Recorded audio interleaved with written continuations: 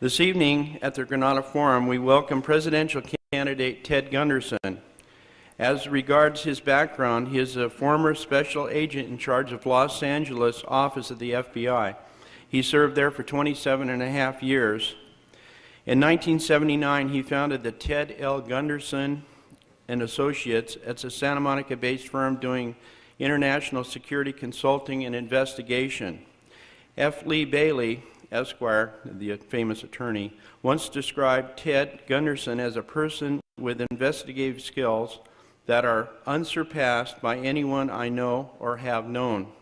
Tonight he will be speaking on his recent experiences on the campaign trail as a Democratic candidate for President of the United States. We'll hear about his platform and plan to return America to the constitutional government. Additionally, he'll talk about the Oklahoma City bombing, Satanism, child abduction, and drug running.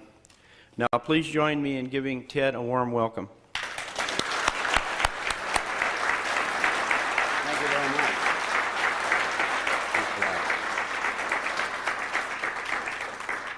much. Thank you very much. It's a pleasure being here. And, you know, I kind of changed my lecture around driving up here today, and I just prepared something brand new. I'm getting kind of tired of the drugs in Oklahoma City. But maybe we can go into that in the question and answer. In fact, I welcome it. But several years ago, I gave a lecture in Las Vegas. And after the lecture, a man walked up to me without identifying himself, without introducing himself, and he said, "I want to present this to you. I want you to understand what you're combating and what the problems are in this country at the very lowest level and at the highest level, too." And he handed me this book. It's called Pawns in the Game. And this book is written by William Guy Carr, and he's a retired commander. And basically what it is, it's a story about the secret government, the shadow government, the Illuminati. And for a long time I've thought, you know, I think that we should all know about that. And that's something that oftentimes on the radio shows they don't want you to get into because people seem to be afraid of it. And many of the announcers and the hosts don't like to get into too many controversial matters. What do you want me to do? Oh, hold it up? Sure. So what I'd like to do tonight, and we'll discuss those other matters, Oklahoma City bombing and my political career, which so far has been very exciting and very interesting, in the question and answer, if we may. By the way, okay, take it down. Thank you. Okay. How long of a program would we like to have here tonight? Could somebody tell me so I can kind of time it? Hour and 15? Okay. When the bell goes off at 9:15, why, if you want to just get up and walk out, I'll understand. Okay. But let's talk about the Illuminati. After all, based on everything that I've been able to come up with and research, really that's the very essence of the problem in this country today and around the world, really. And it was founded on May the 1st, 1776, by Adam Weishaupt. He was a German, and the basic philosophy of the Illuminati was superior beings with superior intelligence have the right to rule those less gifted because the masses don't know what is best for them. That sounds kind of like an interesting situation. And so I'm going to just kind of go to the book, and then we're going to go back to real practical experiences, and then we're going to go back and forth. We're going to kind of pick this book apart. I think it'll be an interesting lecture. First time, as I said, I prepared this coming up from Las Vegas, so I told my friend Bob Duffy over here, "Bob, if it's too dry, just tell me I won't give it again, okay?"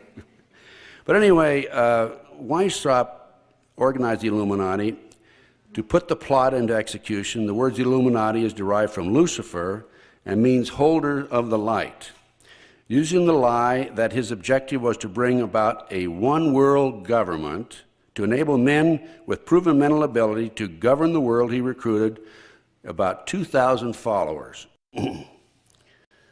And these included the most intelligent men in the field of the arts and letters, education, the science, finance, and industry. He then established lodges in the Grand Orient to be their secret headquarters. And Weishaupt's revised plan required his Illuminati to do the following things to help him accomplish their purpose. Number one, use monetary and sex bribery to obtain control of people already occupying positions in high places in the various levels of all governments and other fields of human endeavor. Once an influential person had fallen for the lies, deceits, and temptations of the Illuminati, they were to be held in bondage by application of political and other forms of blackmail and threats of financial ruin, public exposure, and physical harm, and even death to themselves and to their loved ones.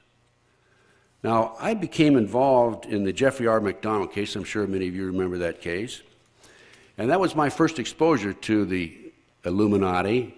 Within 10 months of entering the case, I obtained a signed confession from Helena Stokely. The Jeffrey R. McDonald case, is there anybody that does not remember that case? He's a former Green Beret doctor who was convicted of murdering his wife and 2 children. February 17, 1970, Fort Bragg, North Carolina. He didn't do it. October 25, I obtained a confession from Helena Stokely right down here in Westwood in my office. And at that time, she said that Dr. McDonald did not commit those crimes. Those crimes were committed by my satanic cult group. And being, as I've been in the FBI 27 and a half years, almost 28 years, believe it or not, I really didn't know anything about Satanism or about satanic activity. That was my first exposure to it. And since then, believe me, in researching and as a matter of practical experience, I've run across it time and time again. So the first phase of Mr. Weisstrop's proposal was drugs and sex and blackmail, right? Well, in the last 16 years I've been involved in this field. I just have a few headlines here. Washington Times, power broker served drugs, sex at parties, bug for blackmail. Homosexual prostitution probe ensnarls officials of Bush and Reagan, Washington Times again. Top Japanese politician linked to Spence, that's Craig Spence.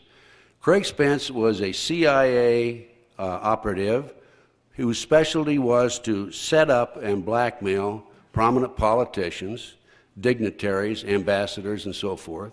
And once they were blackmailed, then, of course, our government, mainly the CIA, for the most part, had them in their hip pocket. So that's a very common thing.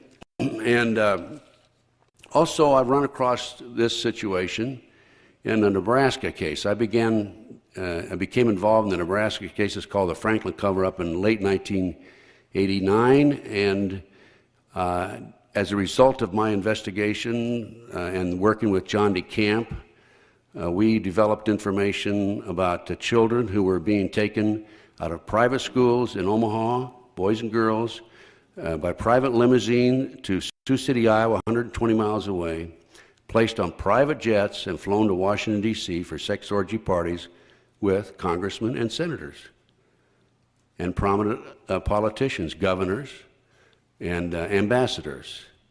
So these kids, some of these children were also taken to the Republican National Convention in New Orleans and also in Dallas, Texas. It's a typical situation. Now, when it comes time to vote on a particular bill, and somebody comes around and says, I want you to vote this way because you remember we were at that party the other day and there was that 10-year-old kid back in the bedroom with you, how do you think he's going to vote, right? And I might mention that the kids all placed George Bush at one of those parties when he was vice president. Our George Bush, which doesn't surprise me, of course.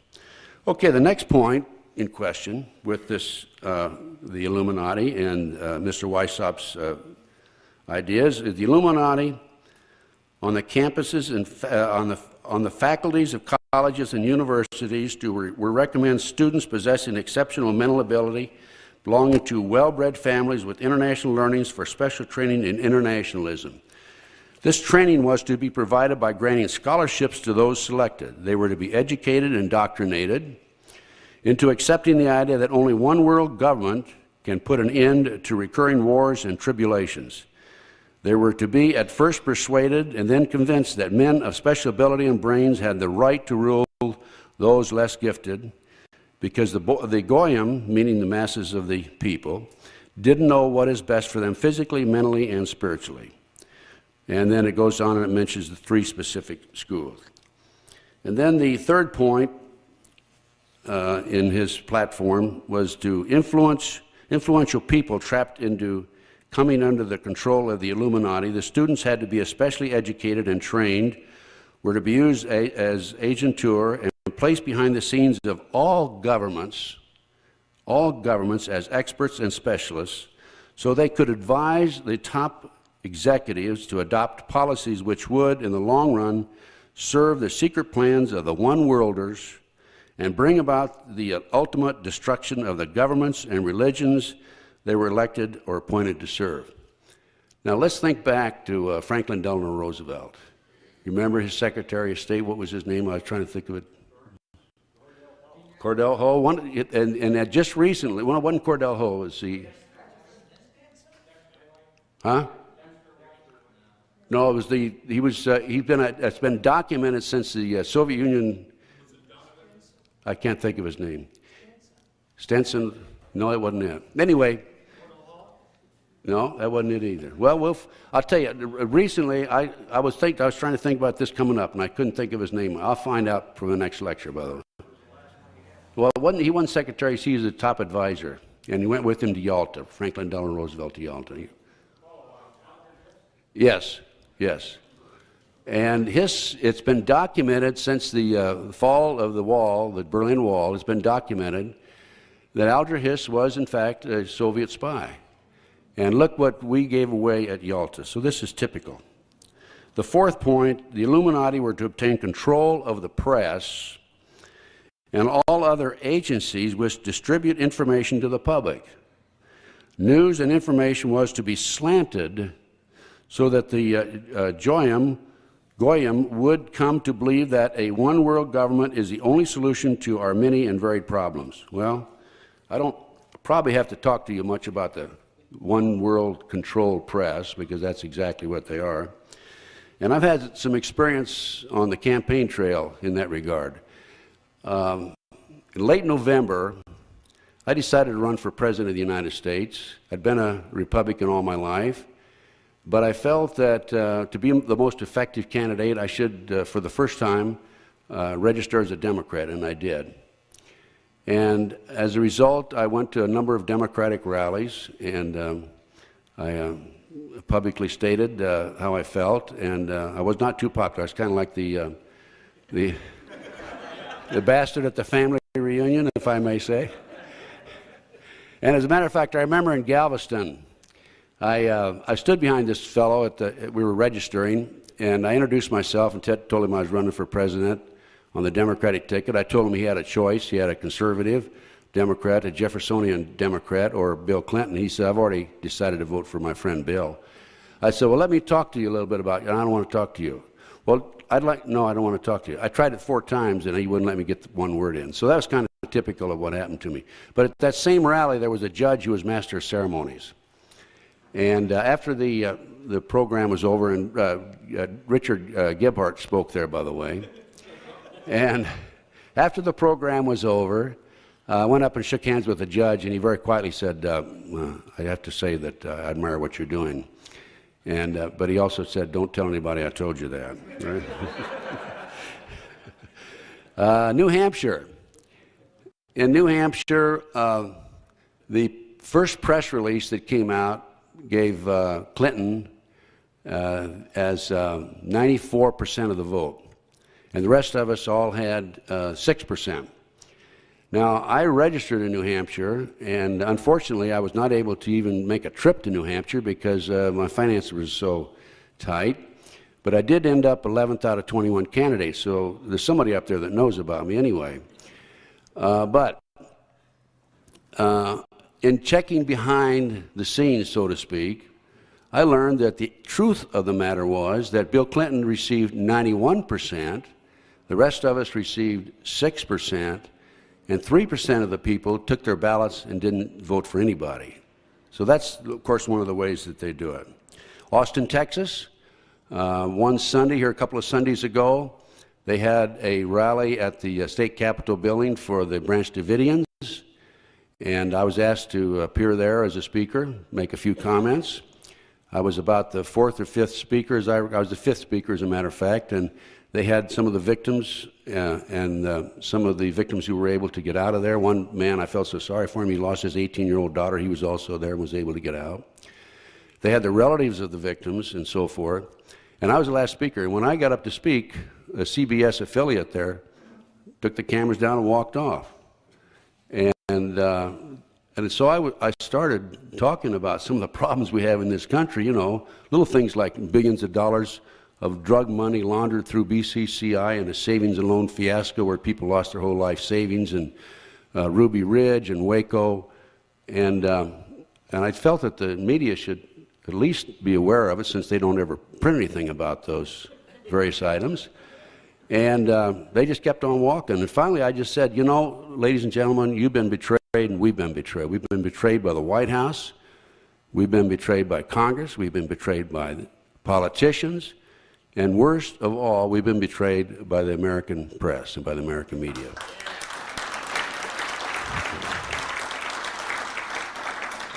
And I pointed at them. I said, this is a perfect example. They were walking off to the left. And they turned around, stopped, and looked at me, and I signaled them out. In Iowa, just the other day, I don't know if you're aware of this or not. If it even came over on the news service, Peter, I don't know if it did or not, but I heard about it through my sources. The precinct captains in Iowa were given instructions to call the results of each of their precincts to the voter news service first and foremost. Now, the voter news service is made up of representatives from CBS, NBC, ABC, CNN, and the Associated Press. And they did that, just that. And I also heard through various sources that on that particular day there were 8 primaries. This was a caucus in Iowa, of course, but there were a total of 8, including this caucus. And in Iowa, in the 6 of the 8, the precinct captains, the Republican precinct captains, were given the same instructions. They can't prove it in the other 5 because they were all using computers, and it's impossible to determine if a computer is accurate or not after the fact. There's no way to go back and check on it. But in the Iowa situation, they went back and they found out that they shaved 13% of the votes off of Buchanan. And I understand that story was broken in the Manchester Union Leader, which is a Republican paper in Manchester, well-known paper. But I didn't see it any place, and I've been trying to be alert for it. Did it come across the news service? Okay. That's typical of the American media and the American press. Now, let's talk a little bit about the computers. And something absolutely has to be done about these electronic voting machines. John DeCamp, a good friend of mine, an attorney in Lincoln, Nebraska, was running for governor of the state of Nebraska in the last election. A week before the election, he was first in the polls. First time in the history of the Omaha World-Herald, by the way, that they had never published the results of the polls. Now, there's a reason for that, because John DeCamp had identified one of the main perpetrators in the Nebraska Franklin cover-up case as Harold Anderson, former publisher of the Omaha World-Herald. And, of course, Bob Wadman, chief of police, was one of the individuals identified by the children. And Eugene Mahoney, head of the Nebraska Forestry Service, was identified. And 2 other very prominent citizens there in Lincoln. But he ended up in the election coming in 3rd. He was leading the week before, ended up in 3rd. He checked in, John and his associates, his people, checked into the computer system. And basically, the way that it works is this way. The ballots are put into the box at each location, and then 2 people from each party at each machine, and 1 person from the election committee is at that machine also. Now, they run, say, 120 ballots through the machine just as a sample. And if they all check out, then they continue to run the rest of them. And they say, well, this machine is all right because the 120 were accurate. But the trouble is they can set those machines so that starting with number 139, somebody else gets the vote. In fact, there's a lady in New Orleans who, after the election, she was defeated. After the election, she went down and personally checked the machine. She punched her name, and the vote came up as her opponent's vote. So Something has to be done. I think they need to outlaw those. Speaking of drugs, and as we're talking about basically the Illuminati, I'm going to mention one of the programs that's being used by a clandestine group of U.S. government operatives, primarily the CIA. It's called the Black Rose. And it has for many years run illegal drugs and arm operations, both Southeast Asia via the Golden Triangle and the Middle East via the Golden Crescent, founded by the British socialist-based Russell Trust drug cartel. The Black Rose, current chairman and co-founder, is an individual known as the White Rose, or GHWB, also known as, better known as George Bush. Indeed, it was Bush who, as top member of the Skull and Bone Society, developed the heroin ring, which serviced as ambassador along with his CIA activities. The Black Rose also ran cocaine through Panama from Colombia to the offshore oil rigs in the Gulf of Mexico, all owned by the Bush family, the Zapata Oil Company. Don't mean to pick on George Bush, but I'll get around to Clinton in a few minutes, okay? But my point, I think my point here is I don't think there's a dime's worth of difference between the Republicans and the Democrats. Sorry, Betty. I have a very prominent Republican lady sitting right down here who's a dear friend of mine. Past president of the Ladies Republican Club, right, Betty? I remember I spoke to him when I was in the FBI. But she's not one of them, though, I guarantee you that. But anyway, well, you know, we really have some problems in this country, and I don't think there's that much difference between Bush, Dole, or Clinton, all the three of them. And I'm going to I'll discuss Dole a little bit later on.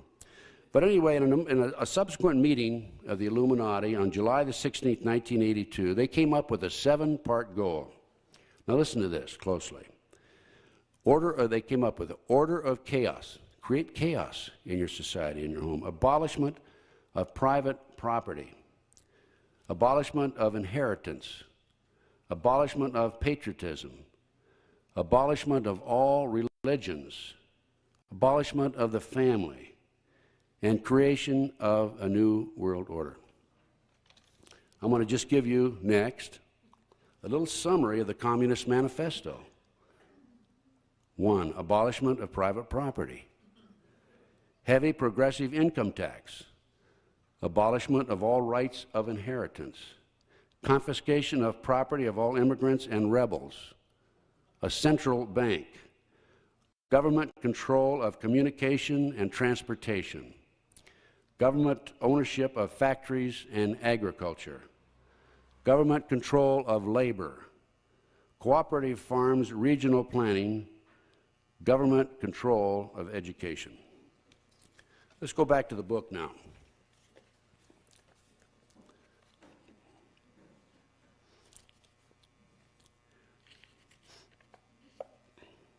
Now, in 1773,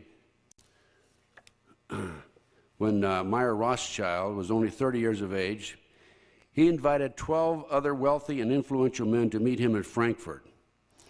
His purpose was to convince them that if they agreed to pool their resources, they could then finance and control the world revolutionary movement and use it as their manual of action to win ultimate control of the wealth, natural resources, and manpower of the entire world.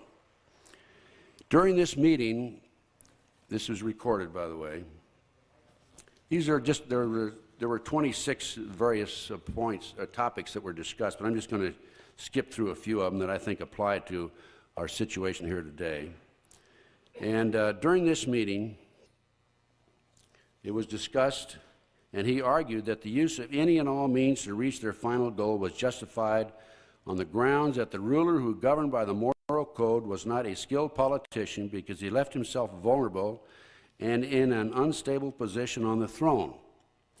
He said those who wish to rule must have recourse to cunning and to make-believe because great national qualities like frankness and honesty are vices in politics. Okay, that was item number 4. Item number 8, I'm skipping through because it'd be too long if I read them all, okay? He next advocated that the use of, listen to this, alcohol, drugs, moral corruption, and all forms of vice be used systematically by their agenteurs to corrupt the morals of the youth of the nation, he recommended that the special agenteurs should be trained as tutors, governesses, clerks, and by women in the places of dissipation frequented by the goyim. That's a mass of the people, by the way. He added, quote, "In the number of these last, I count also the so-called society ladies who become voluntary followers of the others in corruption and luxury. We must not stop at bribery, deceit, and treachery when they should serve towards the attainment of our end." So we talk about drugs. And is it not obvious what's going on in this country? What about Iran-Contra, arms for drugs? I personally have talked to 2 CIA pilots who were involved in the drug operation. One of them spoke here recently, Terry Reed. Another one's a good friend of mine in Dallas, Texas. And why neither one of these people have been suicided, I will never know. But the one in Dallas has been sent to jail, and attempts were made on his life once he was in the prison. So our friend Bill Clinton was fully aware of the situation in Arkansas when he was governor. In fact, the Mena, Arkansas operation lasted for at least 10 years.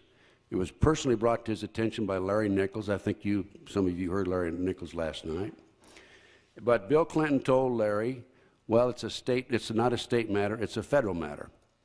The Arkansas Redevelopment Authority was designed by Bill Clinton and some of his colleagues, and every loan that was supposed to have been made for the churches and the schools and the students, every loan was personally signed by Bill Clinton. This is documented in Clinton Chronicles, and the most recent of which is Clinton Chronicles 2. Have any of you seen Clinton Chronicles 2? It's available. Do we have any back there? It is available, I think, at our table. There may be somebody else is selling it also. But there's no question about the Mena, Arkansas situation. In that 10-year period, there was not one confiscation of an automobile, a railroad, or an airplane with drugs, and there was not one conviction, in spite of the fact that the governor of the state of Arkansas, Bill Clinton, knew fully well about the operation. The police officers who attempted to investigate the case were either reassigned, and some of Bill Clinton's personal security guards, one in particular, was murdered. And 5 of the security men said that on at least 100 occasions, Bill Clinton was involved with at least 100 different women. In other words, he's a womanizer. As Congressman Dennemeyer said, he's a womanizing, draft-dodging. What was that? Pot smoking. Liar. Pathological liar. Pathological liar. And he should be impeached, and I'll have to go along with that. Now, what about the CIA? Well, I first ran into CIA drug operations and also Army drug operations, again, going right back to the Jeffrey R. McDonald case. I couldn't believe that they were bringing drugs, and I was kind of a Boy Scout, I guess, being in the FBI. It was a good organization then. I was apple pie, Chevrolet, and all that, and very patriotic. I still am, of course. But I couldn't believe that our boys who died for us in the Southeast were being used, their body cavities were used, by placing drugs in plastic bags and being brought into this country by Army personnel, top-ranking officers, police officers involved in the Jeffrey McDonald case, at least 2 attorneys. And by the way, this is documented in Time Magazine, January 1, 1973. And then the Nugan Bank was set up in Sydney, Australia, specifically to launder money coming out of Southeast Asia in the 60s and the early 70s. And then we had BCCI. And who's behind this, primarily? The CIA. The CIA. I've talked to CIA agents who told me that we make other terrorists in the country look like a Sunday school class. That we are the most treacherous, terrorists active in the world today. The CIA is. I don't know if you're aware of MK Ultra, the mind control program, or if you're aware of some of these other operations that the CIA has. I have a whole list of them. It'd take me 2 hours if I started reviewing them with you. But this is disgraceful. Disgraceful, not only as human beings, but also as a democratic organization, a country. We're actually a totalitarian country as far as I'm concerned. Okay, so we have drugs, and then the next item that on the agenda in the book says, number 6, he then admonished his listeners with these words, quote, "The power of our resources must remain invisible until the very moment when it has gained such strength that no cunning or force can undermine it." He warned them that any deviation from the line of the strategical plan he was making known to them would risk bringing to naught the labors of centuries. That pretty well speaks for itself. I think that the Illuminati and this evil element in our society has been very good, mainly through control of the media, in not alerting the American people as to what the underlying problems are in this particular area. And that's all organized. And then item number 9, turning to politics. He claimed, this was at that meeting now, remember? He claimed that they had the right to seize property by any means and without hesitation if by doing so they secure submission and sovereignty. He pronounced, quote, "Our state marching along the path of peaceful conquest has the right to replace the horrors of war by less noticeable and more satisfactory sentences of death necessary to maintain the terror which tends to produce blind submission." Are you familiar with Dianne Feinstein's federal land takeover? Right? I know you are.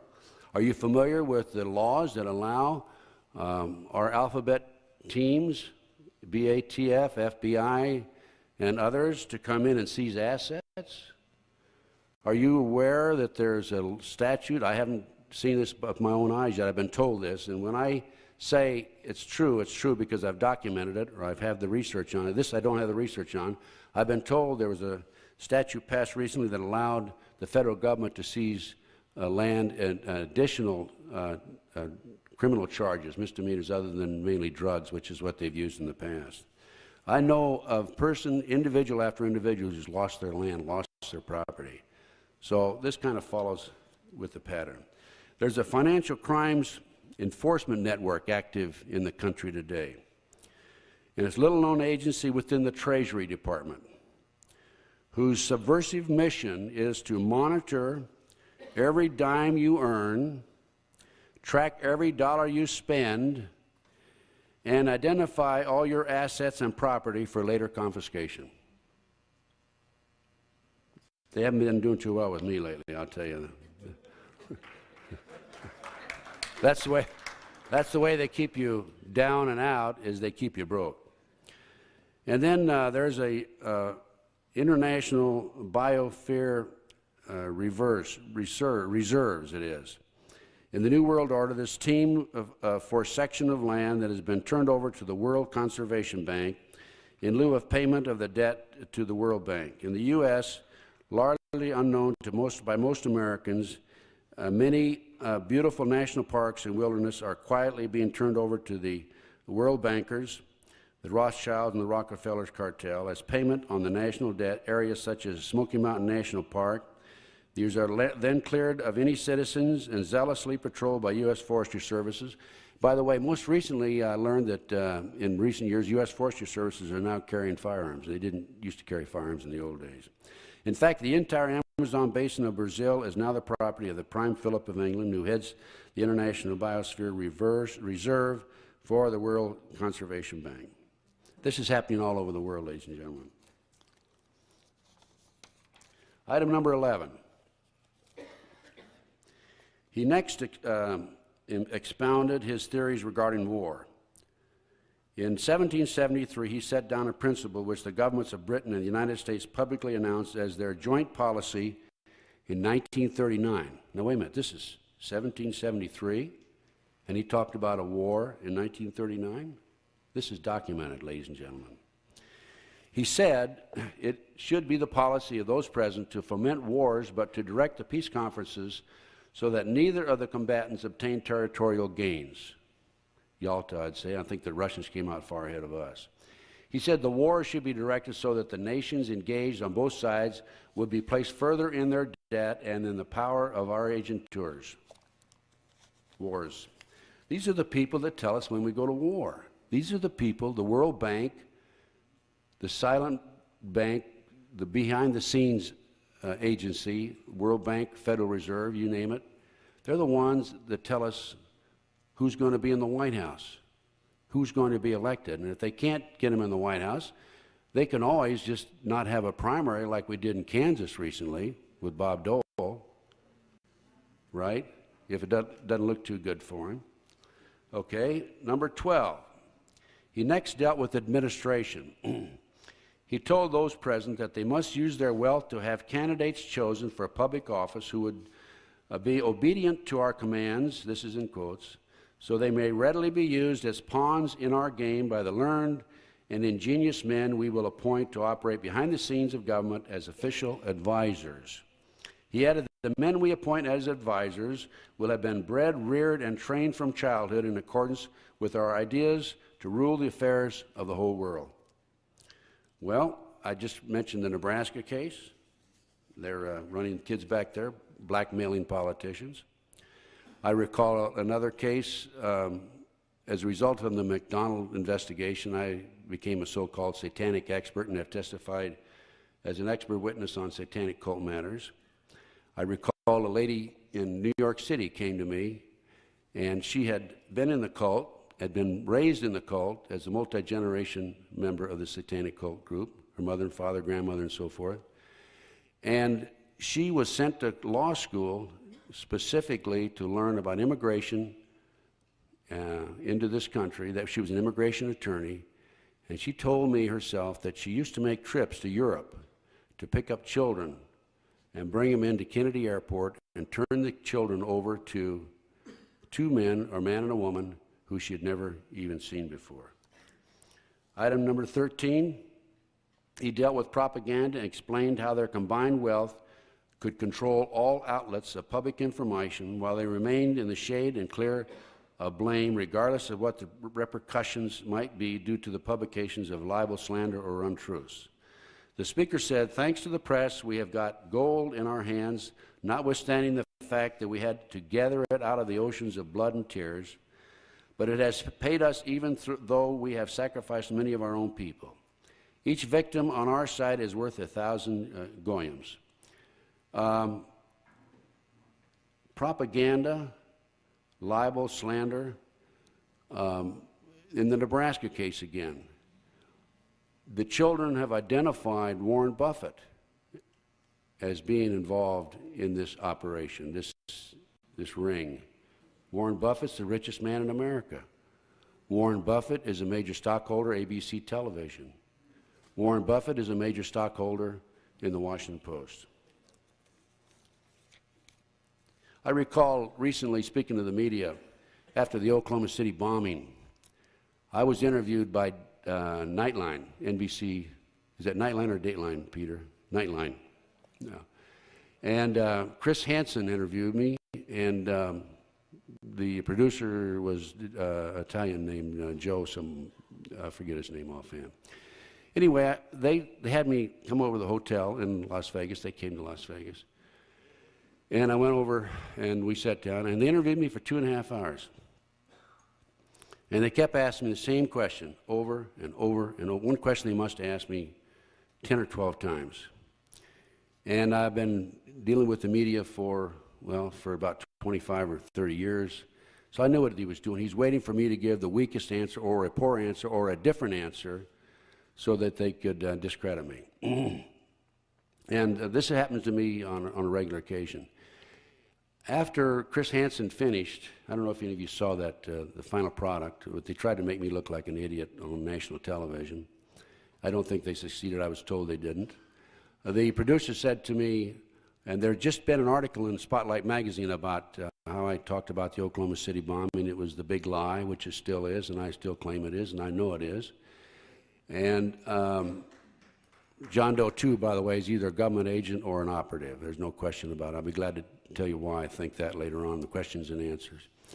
And the producer said, okay, Chris was through. He said, Mr. Gunderson, would you tell us about your alignment with Spotlight magazine? I said, I'm not aligned with anybody. I said, I will talk to any member of the press if he wants to interview me. After all, I'm talking to you, aren't I? And Chris, I recall, he kind of grinned a little bit. But that was typical. And they were there specifically to try to discredit me, to embarrass me. There's no question about it. The other two people they put on, a fellow named Jackson, who was an ex-con, and the Thompson, I think was the Thompson lady. Van, do you remember the one that said that the Japanese did it? Yeah. They did a pretty good job on that. But then, number 15. He next explained how industrial depressions and financial panic could be brought about and used to serve their purposes, saying, enforced unemployment and hunger imposed on the masses because of the power we have to create shortages of food will create the right of capital to rule more surely than it was given to the real aristocracy and by the legal authority of kings. He claimed that by having their agentur control the mob could then be used to wipe out all who dared to stand in the way. Well, let's think about that. What about all the farms that are being taken away from the farmers in the Midwest? They're going to the big conglomerates. And we're talking about shortage of food. Right now, there's a shortage of food. There's 50 large grain elevators that are secretly hidden in the Midwest that are full of grain from the federal government. The federal government is storing them there. We have a shortage of food for the first time in years. People don't realize that there's only about a 3-week backup in the supermarkets. And Kissinger at one time, several years ago, made the statement, if you want to control the population, you control the flow of food and the food supply. What does that do? If they make us hungry and starving, we're not going to be very good fighters, right? And then, of course, as far as financial panic is concerned, as I mentioned earlier, BCCI, billions of dollars lost, their savings and loan, and so forth. Item number 19.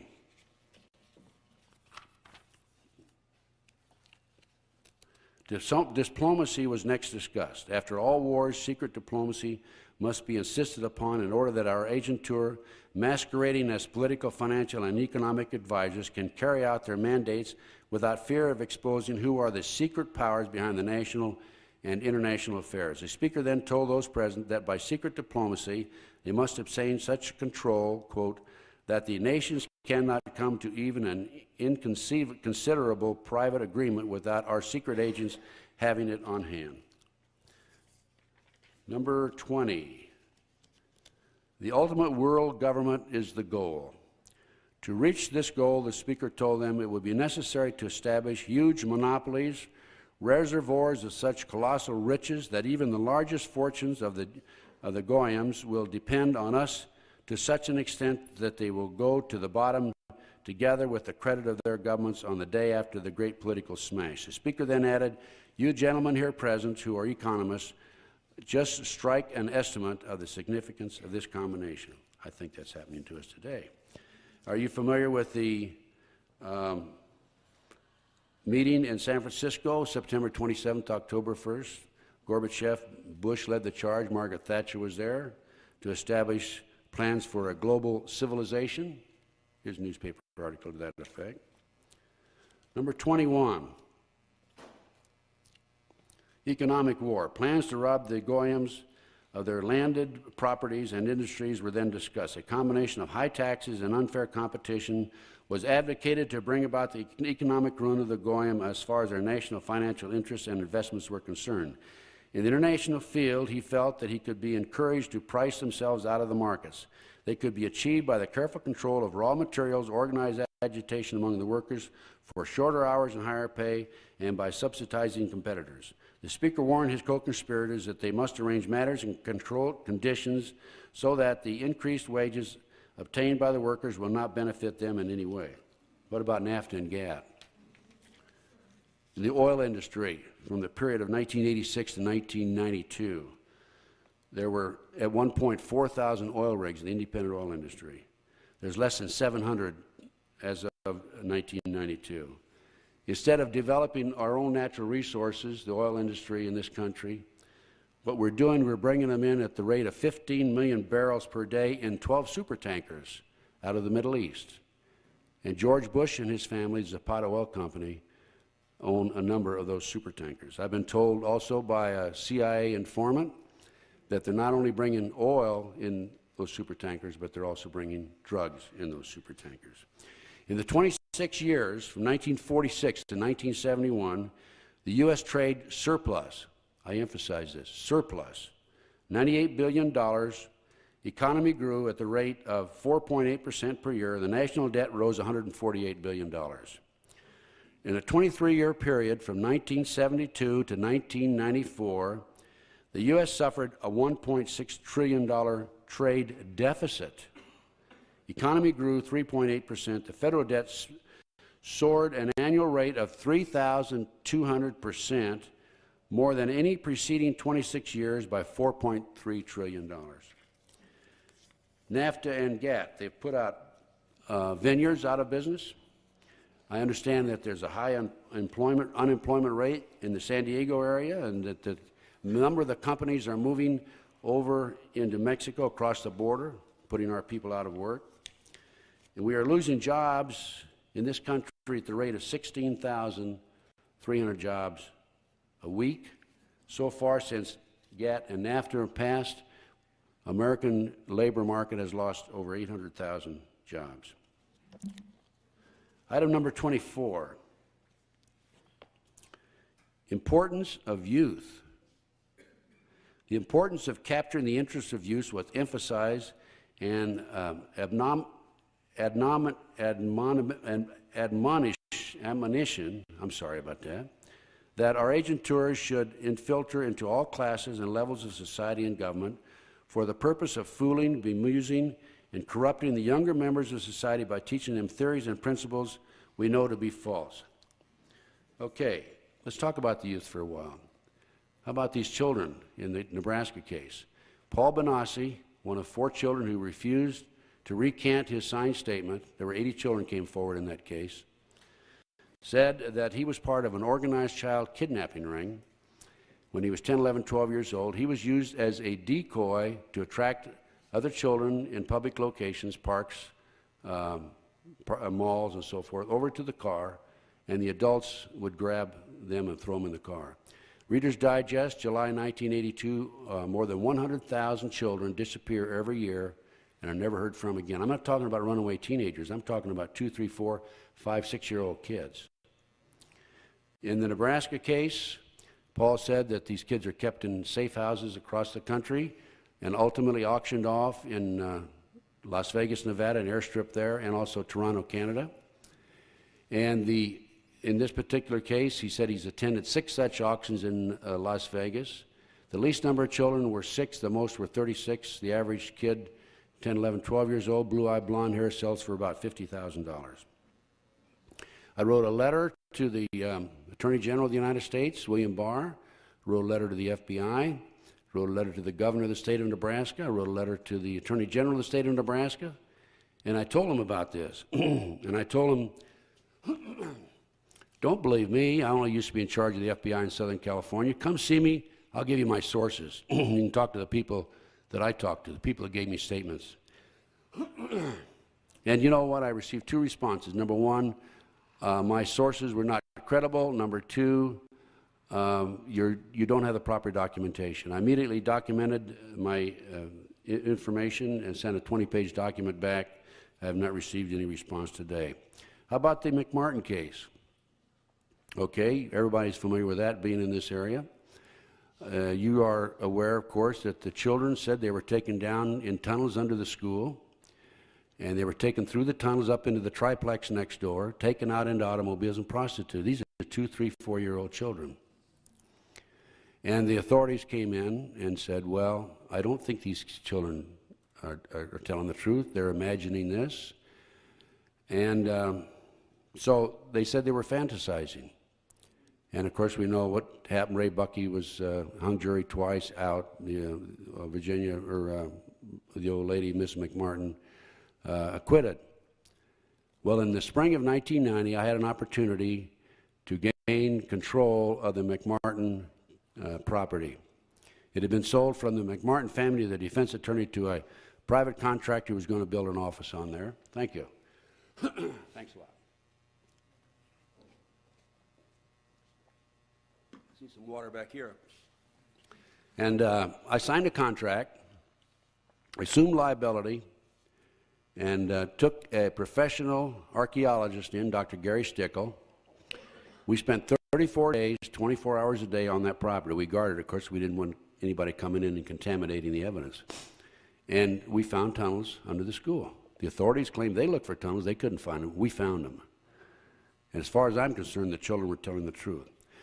But as an outgrowth of this investigation, the McMartin family admitted to one of the mothers, I think it was Virginia McMartin, that she'd been all over the world setting up preschools because they were experts in this particular field.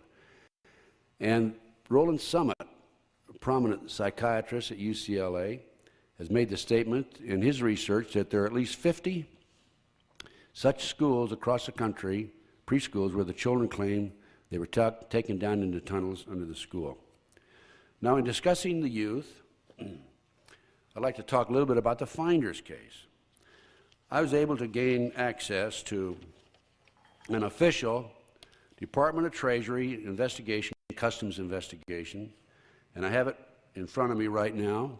And in 1987, the Tallahassee, Florida Police Department received a call, anonymous call, from a lady who said that there were two strange-looking men with 6 children in the park. They went out and checked the children out and saw the men. The men were well dressed.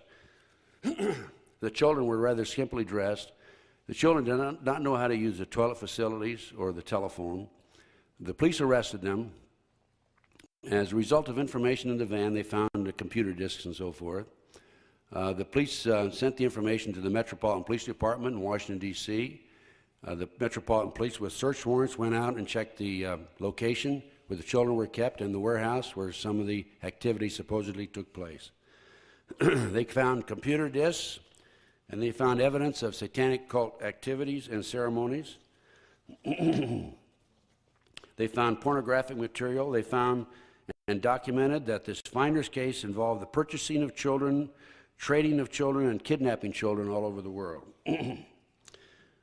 Locations which were observed and were contacted in connection with this international child ring, which also included information about terrorist activity and secret bank accounts, were London, Germany, the Bahamas, Japan, Hong Kong, Malaysia, Africa, Costa Rica, and Europe.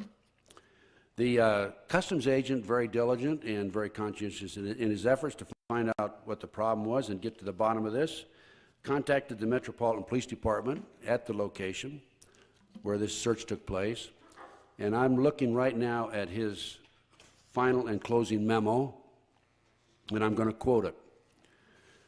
He went there to talk to them, the Metropolitan Police. I was advised that all the passport data had been turned over to the State Department for their investigation. There were some passports that were found not only in the warehouse but also in the van. The State Department in turn advised the Metropolitan Police that all travel and use of the passports by the holders of the passports was within the law and no action would be taken. This included travel to Moscow, North Korea, and North Vietnam from the late 1950s to the mid-1970s. Well, weren't we at war with those people in that period of time? Yes, we were. The individual further advised me of circumstances which indicated that the investigation into the activity of the Finders had become a, quote, CIA internal matter, end quote. The Metropolitan Police Department report has been classified secret and was not available for review. I was advised that the FBI had withdrawn from the investigation several weeks prior and that FBI Foreign Counterintelligence Division, that's headquarters, had directed the Metropolitan Police Department not to advise the FBI Washington Field Office of anything that had transpired. No further information will be available. No further action will be taken. By the way, the founder of the Finders in my research, aside from this memo, is a CIA agent. You've heard of outcome-based education, I think, haven't you? That's another device that's being used to further deteriorate and destroy the mental capabilities of our children. There's a program called Vista Dome Signal. It's operating about 6 cycles away from the harmonic of the nation's power lines and specifically phase modulated to the exact frequency of all U.S. TV networks. This powerful and sinister mind control and behavioral modification signal is beamed to override all television programming 24 hours per day. And in subliminal fashion, bypassing the conscious mind into the TV viewer's living room. This is all coordinated by the National Bureau of Standards in Boulder, Colorado. For complete details of what the video drone signal ultimately does to those people most sensitive to it, see the movie Videodrome, I guess it is. Videodrome. It's thanks. This is in long-range writing. It's based on science fact, not science fiction. Have any of you seen that movie? You probably heard about this before then, huh?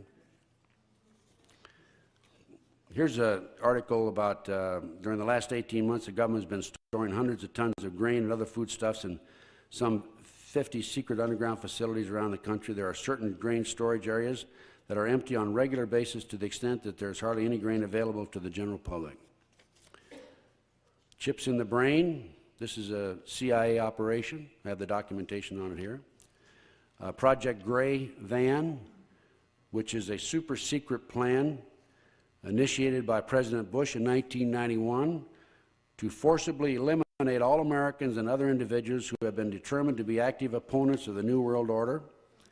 Military personnel, highly trained in quick combat techniques such as SWAT team tactics, will be sanctioned to enter into a town or city and using computer listings locate those who are classified as dissidents to the New World Order. And there he is back there in the corner, right? I didn't think you'd bring a uniform tonight. And exterminate those people quickly and be gone within an hour or so. Are you familiar with, let's see, cybernetic organisms, I should say? Everybody should go out and buy one, I'm sure. How about using organisms? I'll get it right, okay. A human being who is part machine and fully automated as created secretly by NASA for deep space missions. I have documentation on that also, and a number of other CIA programs. How are we doing on the time? Oh, we got an hour and 15 minutes. I got 15 minutes for questions. Huh? Hour and 50? 15? Okay. Okay, and then 15. Okay, the anti-terrorism legislation, I've said it publicly many, many times. This will create a situation that will deteriorate and destroy our constitutional rights and civil liberties. Let's go back to the initial writing of the bill. It was done under the Bush administration, set on the shelf. It didn't pass. One of the authors of the bill made the statement, people have to be killed before this will be passed. We had the World Trade Center bombing in 1993. October 28, 1993, New York Times and LA Times. An operative, this is documented in this article, an FBI operative in talking to his FBI handler made the statements and documented the fact that the FBI knew about the bombing that was to take place and did not prevent it from happening. I don't know about the rest of you, but when I was in the FBI, our ultimate goal in a case of that type was to protect the victims at all costs. We would never have allowed anything like that to happen, a bombing to have occurred. And then there were 6 people killed, $500,000 in damage. 1,000 individuals were injured, and the anti-terrorism bill did not pass. So along came April 19, 1995, and it is alleged that McVeigh and Nichols were involved in the bombing of the Oklahoma City building. I contended right from the beginning that was an incident created by this evil element, criminal element, within our government in order to pass the hasten the passage of the anti-terror legislation. I'm sure you're all very familiar with the latest developments, search without search warrant. The president can label the groups as terrorists, illegal TAPs, or legal as long as the police felt that they were acting in good faith. Firearms sold today using a robbery or a situation later on, 5 years, 6 years now, can result in the person who originally owned the firearms and going to jail. Seizure of assets, secret evidence. You would not necessarily face your accuser in certain circumstances, and so forth. And you're familiar, I'm sure, since you are a well-educated group, with the survey that was taken at the Marine Corps, 29 Palms. 1 out of 4 GI said they would shoot their fellow Americans if they did not give up their firearms. Are you aware there's a bill in Congress for a United Nations tax right today? Before Bush left office, he signed a treaty that would allow us to send our troops to overseas in the event of insurrection overseas, and foreign troops to come into the United States in the event of insurrections. And I have in front of me a Department of Army memo dated 29 August 1994, Army Draft Regulations on Civilian Inmate Labor Program. Enclosed for your review and comment is the Draft Army Regulation on Civilian Inmate Labor Utilization and Establishing Prison Camps on Army Installations. The draft regulation is the compilation of all policy, message, Civilian Inmate Labor Oversight Committee, policy decisions, and lessons learned to date. The new regulations will provide the following, and it goes on and it gives a number of points. Let's see, we're in California. We're going to have Ukrainian troops. Are there any Ukrainians in the room? I hope you know how to speak Ukraine. Ukrainian Hall, okay, good. Now, I don't know about you. I'm sure that you've seen from reading Spotlight and so forth that there have been allegations of thousands of UN troops in the United States. I was hesitant to accept that without personal knowledge. I talked to an individual who went out with the 3 other men. They heard that there were some troops down in Arizona. They went out and they claimed they found them, and they saw them, and there were thousands of foreign troops there. Are you familiar with the executive orders that are in place today? Take over all communications, mediums, petroleum, gas, minerals, transportation, control highways, government, education, et cetera, et cetera. Virtually a banking system, virtually take over the country. You're familiar with the Federal Execution Center in Terre Haute, Indiana? Brand new. It houses like 30 inmates. We haven't had a federal execution since 1963. You're familiar, I'm sure, with the many new prisons that are being built around the country. In Texas alone, they're building 36 new prisons. Janet Reno wants a national hit team that could operate any place in the United States, which will include civilian and military personnel, in violation of the Posse Comitatus Act. And basically, that's about what I have to say, except for, let me mention this. I announced my candidacy, as I said, in late November. And as a result of that, within 4 days, a fellow investigator from Washington, D.C. contacted one of my ex-girlfriends. I've been single for 22 years. I'm not playing around on any wives or anything. Contacted one of my ex-girlfriends and interviewed her. The fellow's name is John Alexander. I made a call to Washington, D.C. John Alexander is a close associate of the White House administration. I can definitely prove that my telephones are tapped. I had a friend from L.A. who called me using one alias. He'd never used the alias before. Within 2 weeks after he made the call, his wife received a call wanting to know if the person by that name lived in that house. Ballot access. I was not given ballot access in Oregon or in Tennessee, and I was told I was not a viable candidate, and we asked what's a viable candidate, and we were told that a viable candidate is determined by the national media. In Colorado, we sent the money in. There was a $500 fee, application money, met the deadline, and about 2 days before the ballots were printed, we received a notice that they would not place my name on the ballot.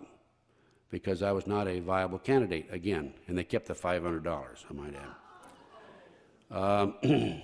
About 2 months ago, 2 CIA agents came to town, I learned through my sources, because there's, quote, some guy in Las Vegas running against Bill Clinton, he can do him a lot of harm, end quote. I had a potential business investor, and if this had gone through, I'd have had quite a bit of money in order to finance my campaign. It had been my personal money, by the way. And this investor was visited by 2 Secret Service agents. On February the 9th, I contacted WMUR ABC TV Manchester Channel 9, talked to Julie Campesino. We intended to, if this money had come through, put the Clinton Chronicles on that channel on a 2-hour basis. I'd given it a 13-minute introduction and about a 4-minute closing, which made it 2 hours. We were told that the price was $20,000 for 2 hours. We called them back on February the 12th. That was Friday. We talked to them the first time. That second time was a Monday. The price was then $120,000. The Nevada caucus. Nevada's a caucus state. We called the Democratic headquarters in Nevada. We asked them when would the caucus meeting be held, because we wanted to send our representative there. We want Gunderson on the ballot in Nevada. They wouldn't tell us. We had to call the national headquarters in Washington, D.C., Wednesday before 2 Sundays ago, and we learned that the caucus meeting was going to be a certain place, certain time, the following Sunday, 4 days later. We attended, some of our people attended. I was in Texas campaigning. And there were several applications to be placed on the ballot, in addition to Bill Clinton. And the speaker accepted them, but didn't do anything with them. And the only name on the ballot in Nevada will be Bill Clinton. There were 3 speeches, and that was it. There was no voting. By the way, I met with the head of the Nevada Democratic Party. I thought out of protocol it would be nice to meet her and say hello to her. And I walked in, and she looked at me. She says, "Oh, you're the candidate." I thought I had something on my tie. You know? And I said, "Yes." And so we sat down and started talking. And she said, "Why did you decide to run for president?" And I said, "Well, I was in the FBI when it was a real organization." "Wait a minute," she said. "J. Edgar Hoover was gay." I said, "No, he wasn't." And so I argued with her about that. And then in the end, she said, "Well, you have your opinion, I have mine." Then I went on to explain why I was running. And then later on, I said, "Well, do you have any advice?" She said, "Yes, go get another job." And then later on, I said, "Can I expect any support from the Democratic Party?" She said, "No." I was scheduled for a forum with other presidential candidates in New Hampshire on February the 16th. It was on a Friday. Something told me the Thursday morning before I jumped on the plane that I should probably call. And I did, and I found out it had been dropped from the schedule without being notified. One of my campaign workers went to Florida to hook up with Terry Reid. I talked to Terry about giving his lecture up in New Hampshire.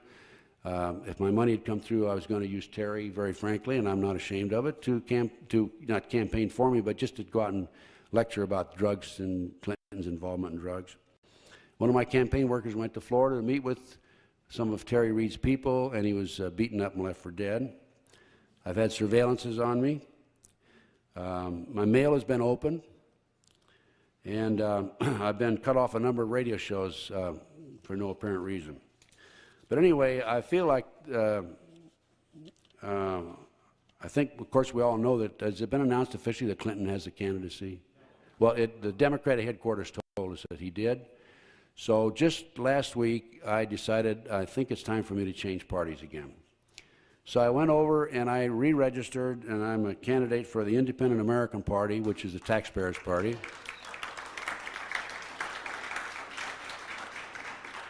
And I'll tell you, I don't know if you see my platform, but it's identical with the Independent American Party platform. It's identical. I don't think there's much on there that you don't have, that I don't have, if that's who you are out there. So I think it's fair, and I'm going to help them register as many people as I can. Probably be going to Arizona in another week or 10 days to help down there. It's important that we establish candidates at all levels, state, county, and the precincts and the districts. So now, in closing, I'd like to mention I ran across this book, and it's a dynamite book. I didn't author it. I've written the book, How to Locate Anyone Anywhere Without Leaving Home. And I had an opportunity to talk to Galen Ross Sr. when I went through San Marcos, Texas. And he has a brand new book that's called Who's Who of the Elite. And it identifies the members of the Bilderbergs, Council on Foreign Relations, Trilateral Commission, Skull and Bone Society, and the Committee of 300. And it's a little expensive. It sells for $30. But I'm telling you, I think it's worth it. And what I think you should do, if you have the $30, is buy this book and sit down when you watch television, look up these names alphabetically, and I think you'll be surprised to learn how many of these people are in positions of authority and influence. Anyway, that's my time. Thank you very much. You might hold it up? Yeah. This is available, by the way, through our office. We also have a number of other books that are available: Corruption, Satanic Cult Drug Network, The Mystery of the Carefully Crafted Hoax, How to Locate Anyone Anywhere Without Leaving Home. Patty helped type on that, I think, Patty, didn't you? And by the way, it's great to see some of my old friends out here. Thank you very much for coming. Is that it? Thanks a lot. Ted, we're going to do the questions. Oh, yeah. We're going to do the questions now, Ralph? Yeah, okay. Okay, anybody who has a question, Ralph will try to get the microphone to you, or go back and see Ralph right now, because we want to get it recorded so we can hear. Thank you, Mr. Gunderson, for coming tonight. That was very interesting. You said that you had proof of tunnels at the McMartin School. Do you have photographs or videotapes? Yes, we have photographs, and we have a preliminary report back there, don't we, Ray Duran? Do we have the McMartin preliminary report back there? Do we have the McMartin preliminary report back there? We don't have. We've got it in our office, and we have the scientific report, which is about 186 pages long. Yes, we do have it. We have photographs. All right. Thank you, sir. There were a lot of pictures taken by the TV people, by the way, and those would be available if you want to request them. Sometime in about the last 12 months, there was on public TV showing a thing. It's called Jihad America. Is this any truth to this, or is this just a drummed up thing? You'll have to enlighten me as to what Jihad America is. Jihad America was a extremist Islamic groups that's trained in martial arts and trained as to how to use weaponry of all kinds. I don't know anything about it. I'm sorry. I didn't know. It's supposedly some undercover agents of the FBI or the CIA went in and gathered this evidence. It was on public TV within the last 16 months. Yeah, I'm sorry. I don't know anything about that. Excuse me 1 minute. We're taking up a collection for Ted for his campaign. Rich has got a bucket back here. He'll be passing it around. So we'd like everybody to donate to his campaign. Hey, thanks a lot. Well, that's great. Yeah. That'll pay a few telephone bills, I hope. Yes, every time that there's a proposed piece of gun legislation, you'll have an incident where somebody will kill a bunch of people. And all of a sudden they'll point and say, this is the reason we need to have this gun legislation. But every time they investigate these incidents, they find invariably the person that perpetrated the killings was on Prozac or some kind of a psychoactive drug. Do you have any information on that, or could you enlighten us about that? Yes, I can. I have a paper about 3 inches thick of all the various CIA programs, and one of them includes mind control and people that are trained to go out and create these incidents and hasten the passage of anti-gun legislation. Yes, sir. Are you familiar with this FBI criminal espionage investigation of the CFR? Yes, I am. Being foiled, okay? Mm-hmm. Yes, I am. Are you selling that back there? No, I just, this is part Yeah. of my collection. Mhm. I just wondered if you had any information. I'm familiar with that. Yes. Yeah, and one of my old buddies in high school is a member of the CFR, by the way. He quit speaking to me the last time I ran into him back at the hometown. Yes, Peter? Yes, okay, that's a good idea. My phone number in Las Vegas is 702-262-6410. 702-262-6410. Do we have any literature back there, Ray Duran, with our phone number on it? We do? Okay. If you, on the way out the door, you can grab that literature. You can get all our books, yes. We have, what we have is how to locate anyone, anywhere, the mystery of the carefully crafted hoax, which is the Nebraska case. The plan by Paul Fisher, who was a candidate in 1960 against Jack Kennedy. The Finder's Report, the official customs report, which I read today, and the Oklahoma City bombing report. Total package is $50 plus mailings, $5, $55. We have a 3-volume set, captioned Corruption, Satanic Cult, Drug Network. It's a total of $55, which kind of encompasses a lot of the material that I gave you here tonight, but documents it. We have the Clinton Chronicles, which sells for $30 with mailing and handling to be $35. And we have a new video out, and I encourage you to buy it. It's called the Gunderson Chronicles, and it's also $35 for handling. And we have Suzanne Harris. Is Suzanne here, Peter?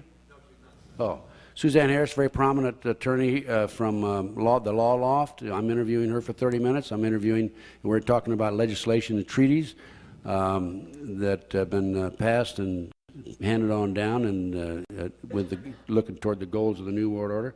Also to a gentleman who talks about executive orders. And by the way, executive orders are unconstitutional, totally unconstitutional. They were originally designed in order to pass directive orders down to department heads, not down to the public or not to the people.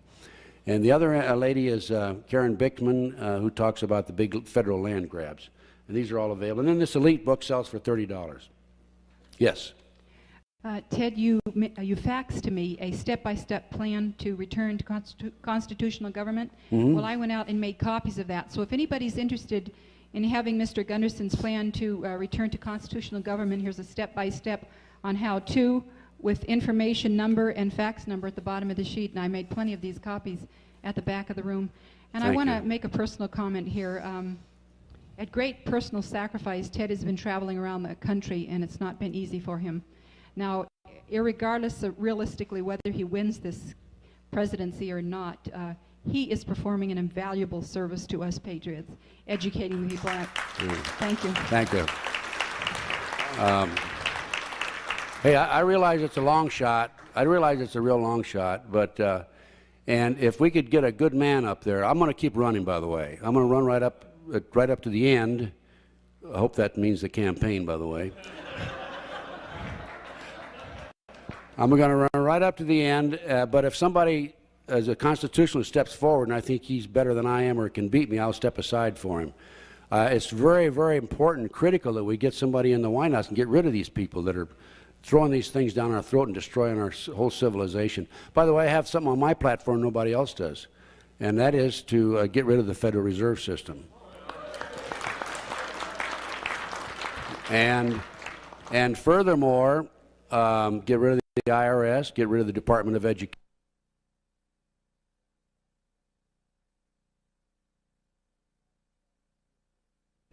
And I have a tax, you've heard of the flat tax, the square tax, the rectangular tax, right? Well, I got the best of all, believe me. Yeah, let me just tell you about my tax plan. It's dynamite, and it'll cure our problems. What you do is you eliminate all income tax for everybody.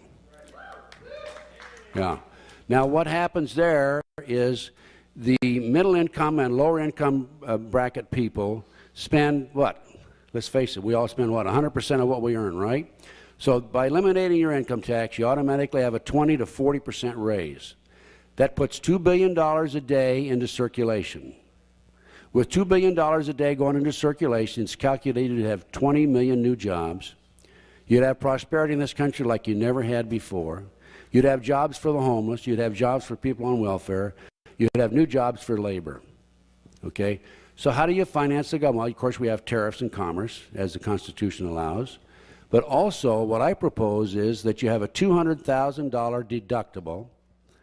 And we're going to let the rich pay, okay? And you tax the assets above $200,000. Like 3 1/3 of $60 trillion would be $2 trillion in income per year.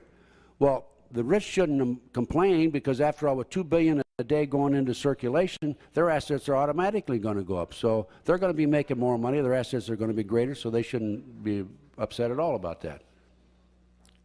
Okay, anyway, did I tell you how I came out? And I talked earlier. Let me just mention how I came out in New Hampshire. I came in 12th out of 21. I think did I mention that? Did I mention in Texas where, I didn't, okay. In Texas, went down, I campaigned almost 3 weeks. I was by myself. I attended as many Democratic rallies as they would allow me to get into where they'd allow me in the building. And there was another lady that helped me. We spent less than $2,500, had no advertising. We were mainly on the radio talk shows, and we came away with between 30 and 35,000 votes. And it's not a final figure. That's projected figure based on 28% of the precincts that reported. So we have to be very pleased. I'm pleased with that. That means that there's 30 to 35,000 people out there listening to me. And I was saying to those people, the same as I talked on Peter's show, and thanks, Peter, for making your show available to all of us and our cause and so forth. This man deserves a round of applause. And by the way, he's married to a lady whose maiden name was Gunderson. Yeah, there she is. There she is, Miss America. Okay. Anyway, I think we did pretty well in Texas. I'm pleased. I'm just sorry I couldn't get on more ballots. Yes, another question. Yes, sir. You mentioned the Franklin cover-up in 1989. Yes. Could you tell me how to obtain documentation that Bush's attendance at one of those? How we obtained it? Yeah, no, Sir? The documentation that he attended. Yes, the documentation is from several of the children who attended the parties. And I personally have a videotape from a kid who saw him at one of those parties. This is in the book, by the way, in Franklin cover-up book. You know, I was on a radio show in Las Vegas not too long, and I named these names, Harold Anderson, Bob Wadman, da-da-da, and so on and so forth. And right after the show, some fellow called the station. He said he wanted a copy of that tape. Well, I know what he was doing. He was going to plan on having me sued for naming these people. And I know that, of course, his research indicated that they'd already been named. And by the way, John Franklin challenged these people. He couldn't get anybody to write it to publish his book, The Franklin Cover-Up. He said, "I beg you to sue me," he said to him publicly. They wouldn't sue him. And of course, they didn't want to sue him because all this information would be made public then. Right, yes, question. Hi, yes.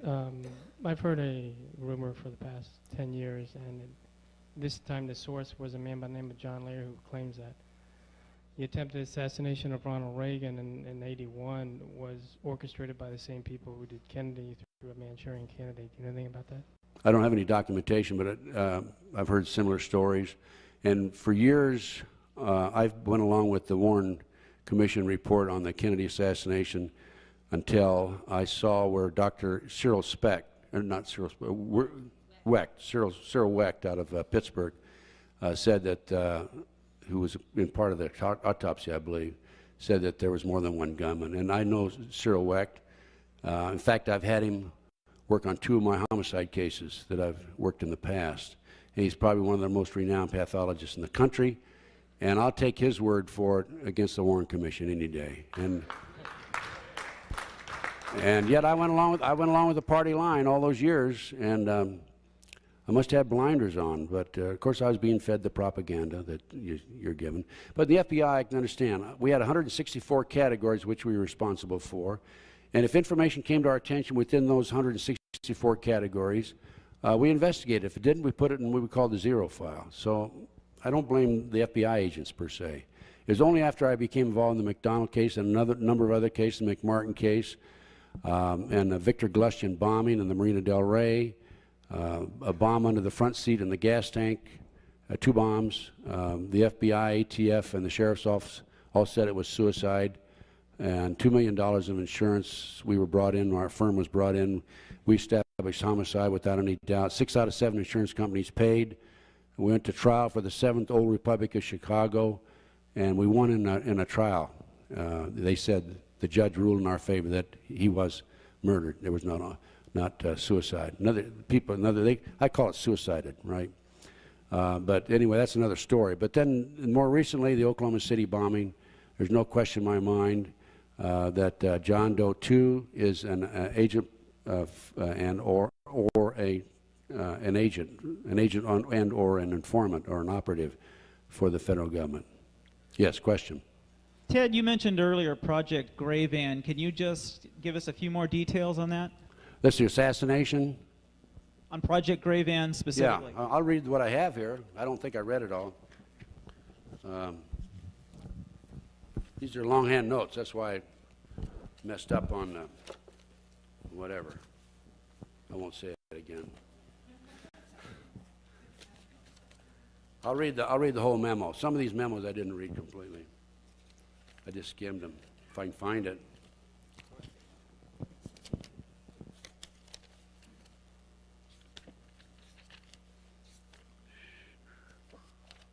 Project Gray Van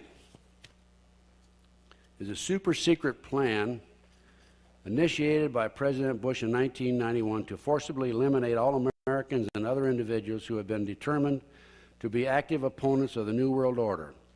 Military personnel highly trained in quick combat techniques such as SWAT team tactics who will be sanctioned to enter into a town or city and using computer listings locate those who are classified as dissidents to the New World Order and to exterminate these people quickly and be gone within an hour or so, moving from city to city in such a manner as to not leave much trace for local authorities to follow.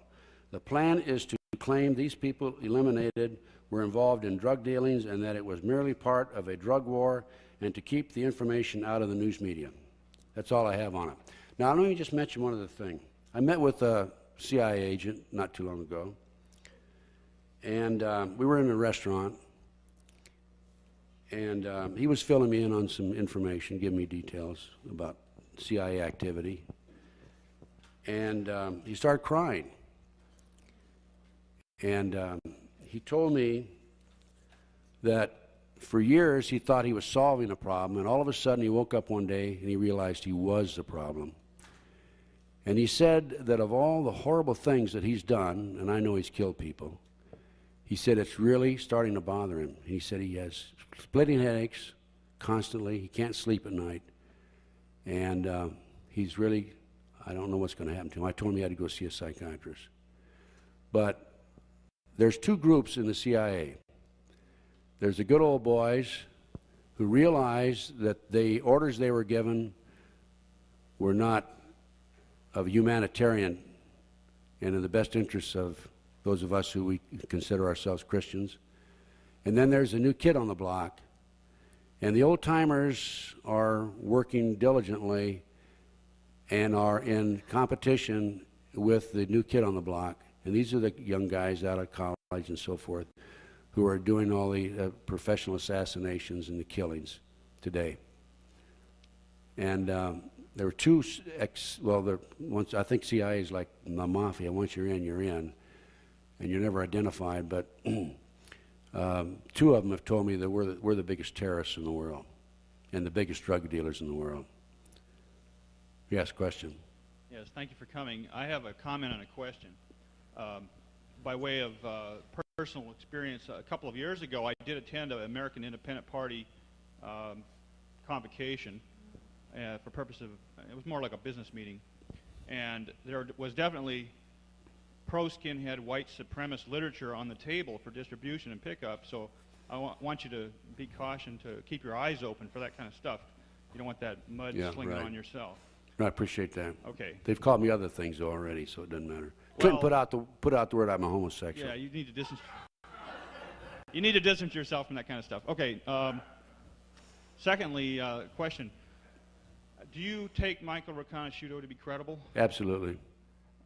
Spotlight last year printed a story that where he was quoted through you as saying that was my bomb. Do you take that as a true story? Absolutely, meaning that he developed that bomb. Okay, so you stand by that. Yes. I'll be. You also believe that he was on the October surprise flight, and also that he was. Let me answer that first question. Let's come back to those last two questions. Okay. We know it was. We know the bomb. We have the contract number. It's manufactured by Dyna Nobel in Salt Lake City. We have written a letter to the Department of the Army asking for details based on the contract number. We've not received a response. I just can't understand that, by the way. Yes, that's there's no question about that, in my opinion. And what was the other question? Well, he had also said that he was part of the October surprise Well, I don't know about the October surprise flights, but I know he's part of the Inslaw problem. I have personal knowledge of that, and I have the affidavits, and I've talked to Bill Hamilton. You're familiar with the Inslaw, the $10 million heist of the computer system? Bill Hamilton, Promise Software. Yes, ma'am. I have a question which really has two parts.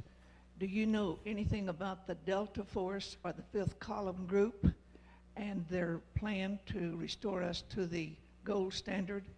Also, in connection with that, there was an article that appeared in the Ventura County paper just this week, and I understand it's creeping out all over the nation, where a group claims Texas independence, the restoration to the independent nation status, and many states have declared that and have the paperwork and everything in process to reclaim independent status. Would you comment about those two things? The first question was on the Fifth Column, Delta Group, Fifth Column. I'm sure you're familiar that the Fifth Column is computer wizards who have gotten into the bank accounts in Switzerland, and they're supposedly handing copies of the bank accounts back to the congressmen, senators, the politicians, saying resign or be exposed. I don't know exactly which senators and congressmen have been identified, but I have confirmed that through my CIA contacts, that those men do exist, and as a matter of fact, I'm not a direct contact with them, but I'm one layer away from them. So I do have that confirmed that Jim Norman is telling the truth. I don't know anything about the gold standards. I know that I would have to say that these men are patriotic Americans. These are probably the good old boys. There's supposed to be three of them active, one of them is injured, and one of them died. The independent nation status, last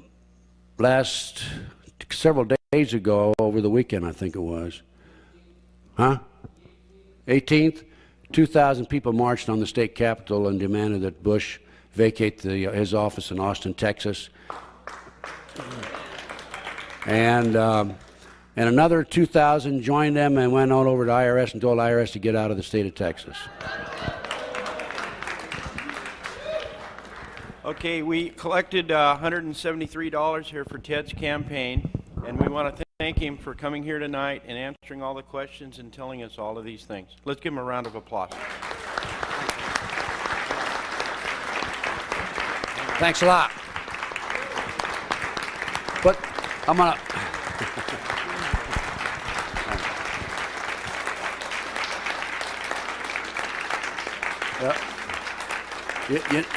Thanks a lot.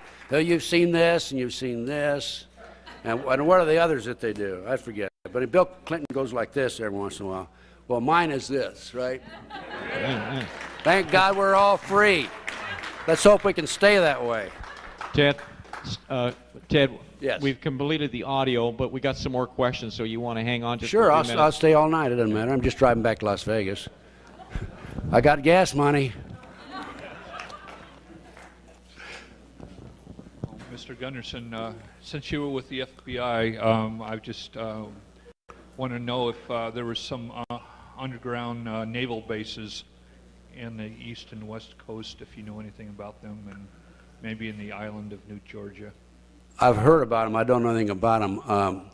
I understand that we have an oil reserve in Bakersfield. There's a lot of controversy up there that the government's selling it off, and it's the oil reserve for the naval fleet. Anybody know anything about that? You heard that? The dome or something? Yeah, I don't know anything about that. I'm sorry I don't know anything about the underground naval. Sorry about that. Ted, I have a question. I met with a producer not too long ago who was asked to view an 8mm video tape which was shot of the Murray building in Oklahoma about halfway up. And she was asked by some Army personnel to verify, was the tape tampered, altered, anything. What it basically showed was a helicopter landing on the Murray building. Several, I think she said 5 people dressed in jump or fatigue clothes getting out of the helicopter, disappearing. She saw only from the waist up because of the parapet wall at the top. They disappeared, and if I'm not mistaken, they were gone for 6 minutes. Came back, got into the helicopter. Helicopter took off, and I think it was 3 minutes later the building implodes. And I'm wondering if you've heard anything. She asked, can I have a copy of the tape? And the personnel said, do you want to live? And she said yes, and he said, forget it. Anyway, have you heard of such a tape, anything like this? No, I have not. I'm sorry. I haven't heard about it. I'd like to get my hands on it, though. Yeah, I would just like to comment. In this paper that's at the back of the table, the Reality Press, we have a pretty good coverage of the Texas Republic. And next month, which will be out the 4th, we're updating. There were 3 indictments served, one on the IRS, one on the de facto state, and one on George Bush. So these are free. They're in the back of the room. Ted, I'd like to get this on record. Senator Dull. Your name, sir? Go ahead. Senator Dull ran for vice president with Gerald Ford in 1976. He replaced Rockefeller when Rockefeller went off. According to a mutual friend, Kathy O'Brien, and she was part of when she was part of the MK Ultra Project Monarch program, and used as a sex slave, did not, in fact, to the best of your knowledge, Senator Dull's running mate, Gerald Ford, forced her to have oral copulation or perform oral copulation upon him when she was a mere child? Kathy O'Brien? Yes. Well, she said every living president except Jimmy Carter had sex with her. Yeah. So there's no question about that. That's what she told me. Now, there has been rumors that Gerald Ford was a practicing Satanist. And you have heard about that? Yes. Do you think that there's anything to back that up? I don't have any documentation on it, only what I've been told, what I've heard. And then she stated that while in the company of the Clintons, that not her, but her husband had an affair with Bill Clinton. Is that correct? Yes, she mentioned that. She said that. Anal intercourse or something of that nature. Right. Or oral copulation. That's what I understand. And still one other thing, that Hillary Clinton was interested in her, the shape of her vagina, or there was some mutilation. And I know this all sounds rather bizarre, but this is a very bizarre and very true story. And that Hillary Clinton wanted to take her on and did. Is that correct? That's what she says. And by the way, I have the book here. Is, to the best of your knowledge, is Hillary Clinton AC and DC? Well, just what Kathy's told me. Yes. Do you have any other verification? I don't have any personal experience there. Yeah. We've had private conversations, and you stated that there might be other women who would testify to that. There are, to my knowledge, I've been told there are 5 presidential models. That's what they call them. These are very pretty, attractive ladies who are from birth trained to be sex slaves to presidents and top dignitaries in the government. And there are 5 of them living today. I have personally met with 2 of them. And they would testify to having affairs with the First Lady, would probably like to be the first man. Of course, Kathy will. The other one is in hiding. Mm-hmm. And the other 3, I've not talked to them. I think maybe someday I will. I'm not Do you sure. fear if this story is not revealed that Kathy's life might not be a long one? That's right. And the women the 3 ladies who are in hiding fear for their life. They've not come forward, and I don't know that they ever will. The other lady who's given me a statement, video, and also a signed statement, is she's not advertising, but you know I have talked to her. Did Kathy not in fact state that 4-year-old child was first molested by a pedophile president named George Bush. That's right. Okay. Thank you. You have pretty good memory, Anthony. I'm keeping a close tab on our Reichstag 95, and it seems to be doing very well in exposing the bad guys, and as a consequence, we had a delay in the anti-Bill of Rights bill, and we have to do something about that right now. And I think Peter, wherever Peter is, and Suzanne Harris has been on top of this particular legislation. We have to put the kibosh to it right now, and you're invited again on my show. Good, thank you. Maybe tomorrow night. All right, good, Okay. thanks. Anthony, I'm sure everybody knows who Anthony is, and Peter. Peter and Suzanne Harris are great Americans. They've done a fabulous job at the Law Loft, researching and so forth. Yes, sir. Another one of our biggest problems in this country is the fact that we have a corrupt judiciary system.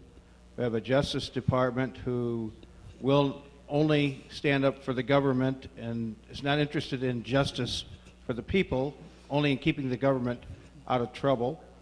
We have judges that can't be sanctioned in any way. This is not constitutional, but they seem to have been able to make up their own code to keep themselves from being prosecuted. I'd like to have your feelings on this. Yes, I've seen it time and time again. In the last 16 years, first with the Jeffrey McDonald case, Judge Dupree, there were 24 motions entered by the defense, and all but one were denied, and there were 8 entered by the prosecution, and all were accepted by the judge. Evidence was destroyed, evidence was altered. I have a summary of that case. I think if you haven't ever read it, I'd suggest that you call my office and we'll get a copy to you that just documents corruption right from the beginning. And that judge, no question about it, was very partial and prejudiced against Dr. McDonald. That was an Army drug cover-up. There's no question about it. I've seen it also on a number of occasions in cases that I've worked where you have child custody cases, and the perpetrator, or the one who molests the kid, oftentimes is given the child over the straight and the honest parent, even though it's proven that the honest parent is the one that should have the kid. Yes? Well, it seems to me that if we don't get the judiciary straightened out, we'll never be able to bring any of the government officials under any scrutiny and get any problem solved in this country, as they'll just keep on going and covering it up, and it goes on infinitum. That's right. Some years back in research, there was indication from my research that the entrance into the underground cities is through the petroleum buildings in each city. Do you know anything about that? No, I don't. I'm sorry. At that time, I believe that they, and I don't have this positively verified, but I believe that they have a card, a certain card, and that will admit them into the underground cities. They have, the CIA has a device, or the government, I don't know if it's CIA or not. Okay. They can go through solid rock at the rate of 5 miles an hour, and build a big tunnel. Well, Huge tunnel, take a train through it. The genealogy, if you want to interested in the genealogy of George Bush and all the people involved, goes right back through to with same people involved with the assassination of all our presidents. Lincoln's stepmother was Sarah Bush Johnston of the Bush banking family at the time.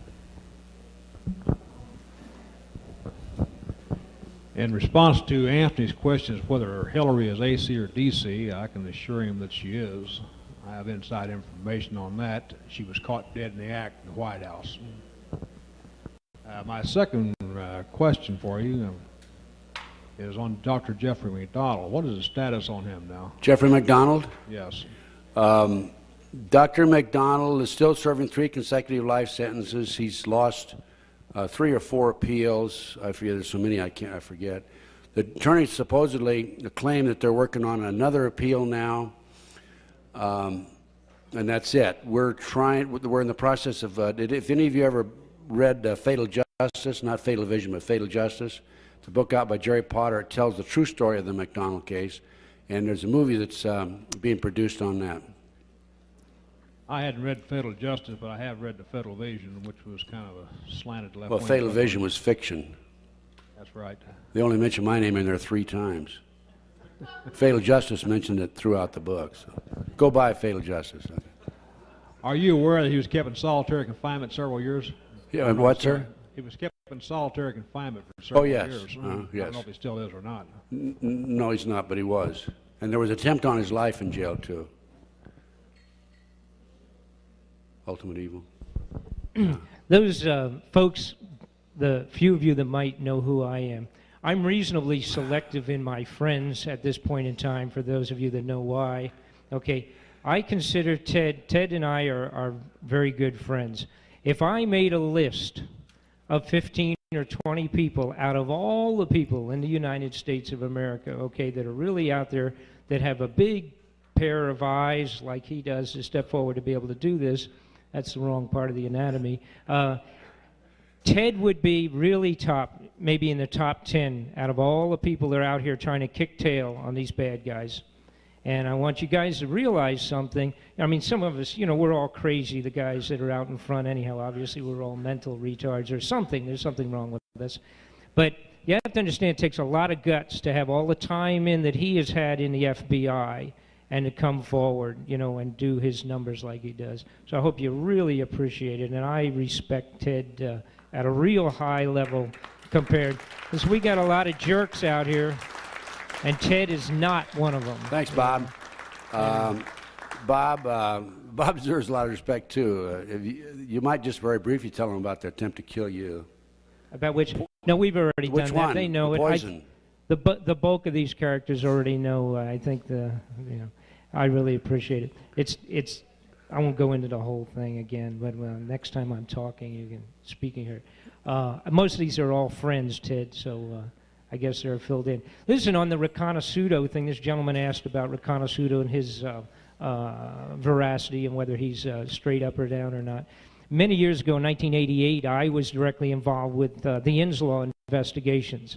And Riconoscudo was directly involved with making the alterations on that stolen computer that Edwin Meese and Reagan's people were involved with. That's all straight up and down. I would say that Riconoscudo's information is probably 98% correct, and the 2% would only be an error. I think he's completely straight, the same as Ted does. Thanks for coming by, Ted. Thanks. Yeah. Thanks, Bob. What? Oh, one more? Okay. Just a quick question for Ted. In my readings regarding other former federal government employees, CIA operatives and military intelligence guys and stuff, a lot of them are afraid to come forward and talk because of the secrecy agreements they've signed and subtle threats that are made against, their pensions and in many cases, out and out threats. And I was just curious if you've had any of that kind of pressure on yourself. Yes, I have. Actually, I've never divulged any secrets that I knew when I was in the FBI. Everything that I've told you tonight I developed after I left the FBI, so I don't have any obligation to keep it quiet. Also, I was asked last fall by the Society of Former Special Agents of the FBI to explain why I have made certain critical remarks of the FBI, and they specifically directed my attention to 6 or 8 statements I've made publicly, including that the FBI is corrupt. And so they said either recant or resign, and if you don't resign, we're going to expel you. And I took every statement and I documented when I made it and where the documentation was. I furnished it along. I submitted a document about 4.5, 5 inches thick to back up my statements, and I haven't heard from them since. I'm still a member of the Society of Former Special Agents of the FBI. But in the letter, I told them, I said, it's very obvious to me that this inquiry was directed by the FBI itself and not by the Society. And I said, ensure that the FBI itself receives a copy of this response, okay? Now, in the Oklahoma City bombing, I immediately furnished the results of my investigation to the FBI, to our inspector, to Stephen Jones, McVeigh's attorney, to ICI Explosives in Dallas. Immediately furnished it to him. And of all of those agencies and or groups that received the results of my investigation, and I begged the FBI to come see me, and I begged our Inspectors Committee to come interview me. Of all of those, only Stephen Jones investigators came and interviewed me.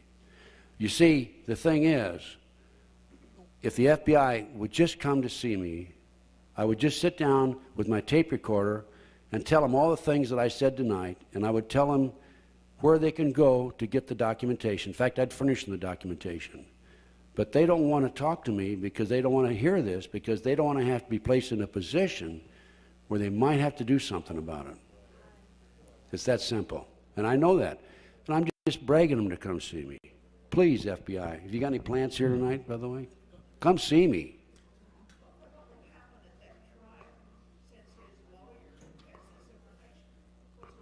I don't know what's going to happen. I have no way of determining that at this point.